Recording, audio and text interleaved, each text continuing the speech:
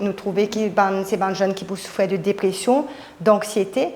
Et parfois aussi, il y a un lien assez important entre être victime de harcèlement scolaire et le suicide, les comportements suicidaires ou les pensées suicidaires.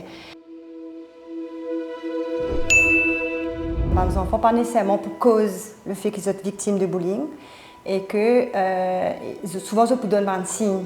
Il y a des signes physiques, donc souvent pour un mot de ventre, mot de tête, comme une phobie scolaire, difficulté de concentration. Nous pouvons trouver un jeune aussi qui isole, il pas causé. Par exemple, une activité qu'il était habitué à faire, qu'il était content, dans son humeur, il est triste ou bien parfois il est agressif aussi, il est en colère. Tout les victimes de harcèlement scolaire, souvent, il y a un sentiment de peur qui est très présent, un sentiment d'impuissance. L'impact va dépendre aussi beaucoup de la personne et de son histoire au fait, de sa fragilité, sa vulnérabilité, son contexte familial aussi dans lequel il vit.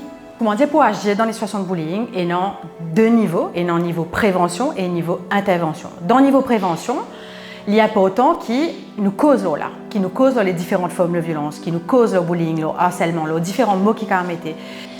Nous dire qu'il est important qu'il nous amène comme une enquête. Nous pas là pour enquêter, pour poser quantité de questions, mais plus pour écouter, accompagner et essayer avec ces enfants-là, trouve une stratégie, gagner confiance en lui, comment les cas faire pour gérer cette situation-là. Il y a un profil type pour l'élève pour qu'il est victime. Souvent, avant, on croit c'est parce qu'il a une lunette, il a un gros nez, ou bien il a un cheveux, une qualité cheveux, etc. Mais nous trouvons dans la recherche qui peine ça. N'importe quel enfant peut être victime de bullying.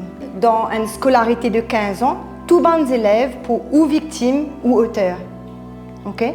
Donc ça veut dire qu'il y a un profil type aussi de la personne qui peut intimider. Et lui aussi, les besoin gagnent l'aide, une écoute pour qu'ils apprennent à gérer ces relations autrement.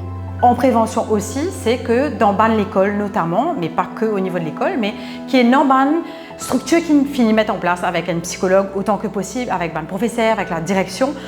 Donc, il est important qu'il nous gagne l'approche qui nous blâmente pour outiller et pour développer de l'empathie. Des gens qui témoignent, qui peuvent qu'il y a des enfants victimes de bullying, soit qui peuvent trouver ça dans la cour de l'école, qu'il y a un adulte ou un jeune, sans se mettre en danger, les besoins agir pour protéger la personne qui est en souffrance.